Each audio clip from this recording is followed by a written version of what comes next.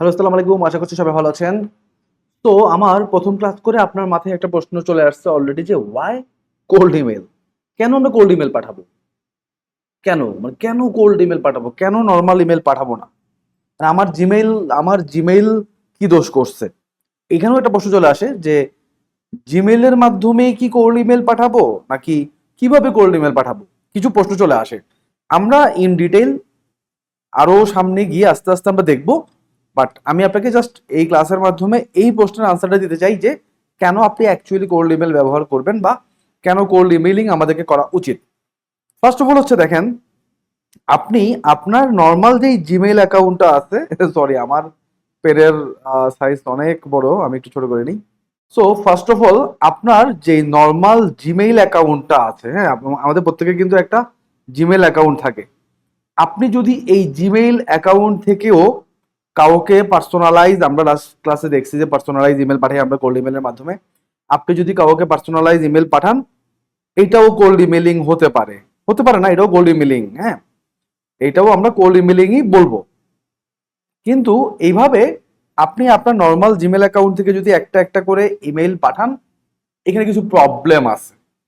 প্রবলেমগুলো কোথায় আমরা একটু ফাইন্ড আউট করি।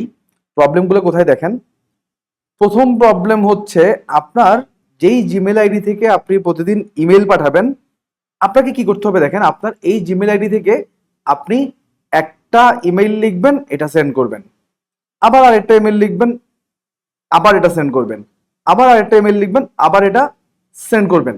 তো এখানে আসলে ইমেইল ম্যানেজ করাটা আমাদের জন্য অনেক টাফ হয়ে যায় ফার্স্ট থিং। বিকজ আমরা আমাদের বায়ারদেরকে বা আমাদের ক্লায়েন্টদেরকে আমরা শুধুমাত্র একটা ইমেইল পাঠাই দিয়েই কিন্তু থেমে থাকি না, আমরা তাদেরকে একের পর এক ফলো আপ করতে থাকি। দ্যাট মিনস আমাদেরকে ফলো আপ ইমেইল পাঠাইতে হয়। হ্যাঁ, আমাদেরকে ফলো আপ ইমেইল পাঠাইতে, আমরা একের পর এক তাদেরকে ফলো আপ করতে থাকি, ফলো আপ করতে থাকি, ফলো আপ করতে থাকি। এবং তার আমরা কিছু ডাটা অ্যানালিটিক্স আমরা দেখি যে আমাদের ওপেন রেট কত, কি পরিমাণ ওপেন হচ্ছে, টোটাল আমরা একটা রিপোর্টিং দেখি। সো এই যে রিপোর্টিং, এই যে ফলো আপ, দেন এই যে ফলো আপ করবো এক সপ্তাহ পর পর, লাইক ধরেন আমি আজকে একটা মেল পাঠালাম, আর একটা মেল পাঠাবো ঠিক 7 দিন পর। এই যে 7 দিন পর আমি আরেকটা মেল পাঠাবো, আমি যদি আমার জিমেল থেকে পাঠাই, নর্মাল জিমেল থেকে, তাহলে কি করতে হবে? আমাকে যেটা করতে হবে সেটা হচ্ছে ঠিক 7 দিন পরে আমি কোথাও লিখে রাখতে হবে মিস্টার এক্স কে আমি একটা মেল পাঠিয়েছিলাম, 7 দিন পর আবার পাঠাবো, আমাকে 7 দিন পরে এসে তাকে আবার একটা মেল পাঠাইতে হবে। দ্যাট মিন কি, ম্যানুয়ালি আমাকে কাজগুলা করতে হবে, ম্যানুয়াল আমাকে এই কাজগুলো করতে হবে। কিন্তু আমাদের অ্যাকচুয়ালি যখন মার্কেটিং করবো তখন এই ম্যানুয়ালি কাজ করে আমাদের কি হবে না, পোষাবে না। আমাদেরকে অটোমেশনে চলে আসতে হবে। কোথায় আসতে হবে? অটোমেশন। আমাদেরকে সবকিছু অটোমেটেড করে ফেলতে হবে। যে আমি আমার একটা এক্সেল শিট ম্যানেজ করবো, আমার কাজ হবে শুধু একটা এক্সেল শিট ম্যানেজ করা, এবং আমার কোনো একটা টুলস থাকবে, যেই টুলস অটোমেটিক আমার এক্সেল শিটে থাকা মেইলগুলোকে মেইল করে দিবে, এবং আমি যেভাবে চাই পার্সোনালাইজ মেইল সেভাবেই পাঠাবে সে, এবং আমি যেভাবে টাইম সেট করে দিব সেই সমস্ত টাইমেই যাবে, ওই সমস্ত ডেটেই যাবে। ইভেন পরবর্তীতে ওই মেলগুলার আমরা অ্যানালাইসিসও করতে পারবো, রিপোর্টিংও করতে পারবো। সো এই সমস্ত কারণে বেসিক্যালি আমরা কোল্ড ইমেল মার্কেটিং, হ্যাঁ, কোল্ড ইমেল মার্কেটিং মানে কি, ইমেলই তো, তাই না? আমরা এই ইমেলগুলা, কোল্ড ইমেলের যে ইমেলগুলো, এই ইমেলগুলো আমরা আমাদের নর্মাল জিমেল ব্যবহার করে পাঠাবো না, নর্মাল জিমেল ব্যবহার করে পাঠাবো না। আবার আমি এটাও বলতেছি যে নর্মাল জিমেল ব্যবহার করেও আমরা পাঠাইতে পারি, বাট নাও পারি। নর্মাল জিমেল পাঠাইলে কি কি প্রবলেম সেটা বললাম। আর ডিফারেন্ট ইমেল ব্যবহার করলে, ডিফারেন্ট কোনো প্ল্যাটফর্ম টুলস ব্যবহার করলে কি সুবিধা সেটাও বললাম। ওই ডিফারেন্ট টুলস কি, ডিফারেন্ট ওয়ে কি, এগুলো নিয়ে আমরা পরে কথা বলবো। জাস্ট আমি একটা প্রবলেম বোঝাইলাম আপনাকে, কেন আমরা কোল্ড ইমেল করবো, এটা একটা মানে রিজন দিলাম আমি আপনাকে। দেন আসেন আমাদের আরেকটা পয়েন্ট, গেট রিডিং। সো আমি আমি এতক্ষণ আপনার সাথে যে পয়েন্টটা নিয়ে কথা বলতেছিলাম এটা হচ্ছে এইটা, অটোমেশন। সো অটোমেশনের কারণে আমরা বেসিক্যালি কি, অটোমেশন করতে পারার জন্য আমরা আলাদা করে কোল্ড ইমেইলিং করব। তারপর আসেন পার্সোনালাইজ মেল, যেটার কথাও আমরা এখানে বলতেছিলাম যে পার্সোনালাইজ ইমেল পাঠাই আমরা, যেটা আমাদের জন্য খুবই বেনিফিট নিয়ে আসে। তারপরে ধরেন নো স্প্যামিং। নো স্প্যামিং কেন?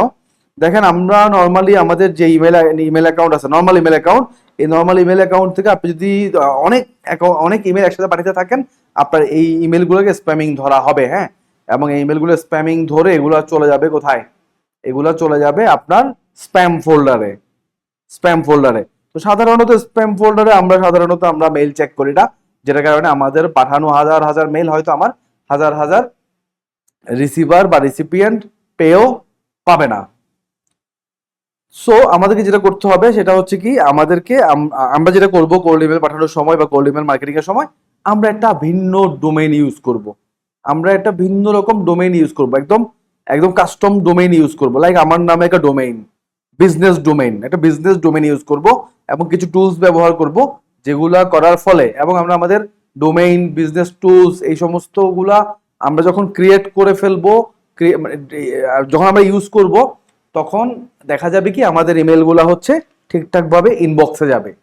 তো এগুলো আমরা কিভাবে, আমি জাস্ট বেসিক কথা বলতেছি, আমি জাস্ট আপনাকে উপরে উপরে হালকা হালকা ঝাপসা ঝাপসা বোঝানোর চেষ্টা করতেছি। ওয়াই কোল্ড ইমেল, বেসিক কথাবার্তা বলতেছি। আমি ইনডেপথ কথাবার্তা প্রত্যেকটা টপিক নিয়ে আলাদা আলাদা করে আমি কথাবার্তা অবশ্যই সামনে বলবো। সো যে ডোমেইন এবং বিভিন্ন রকমের টুলস ব্যবহার করব, এই ডোমেইন এবং টুলস ব্যবহার করার ফলে যেটা হবে সেটা হচ্ছে আমাদের প্লাস আমরা কিছু স্ট্র্যাটেজিও পালন করব, কিছু স্ট্র্যাটেজিও থাকবে আমাদের। এই সমস্ত কারণে আমাদের মেসেজগুলো সবসময় কোথায় যাবে, আপনি একদম 95%, 97% বা 99% আপনি ধরে রাখতে পারেন যে আপনার মেইলগুলো ইনবক্সে যাবে। 1-2-3% হয়তো আমাদের মিস হইলেও হইতে পারে, বাট 99% বা 98% আমরা ধরে নিব যে আমাদের মেইলগুলো সব ইনবক্সে যাবে। তারপর ধরেন গেট রিডিং অফ ব্যান। হ্যাঁ, গেট রিডিং অফ ব্যান দিয়ে কি বোঝাচ্ছি, সাধারণত আমাদের নর্মাল জিমেল অ্যাকাউন্টে কি হয় দেখেন, নর্মাল জিমেল অ্যাকাউন্টে আমাদের জিমেল আমাদেরকে পারমিশন দেয় তুমি ডেইলি 500 মেল পাঠাইতে পারবা, ডেইলি। হ্যাঁ, 500 মেল পাঠাইতে পারবা, এর বেশি তুমি পাঠাইতে পারবা না। আপনি যদি কোনো কারণে 200-300 মেলও আসলে প্রতিদিন পাঠাতে চান, দেখবেন যে আপনার জিমেলটাই ব্যান হয়ে গেছে, হতে পারে আপনাকে স্প্যামার ধরে আপনার জিমেলই ব্যান করে দিবে।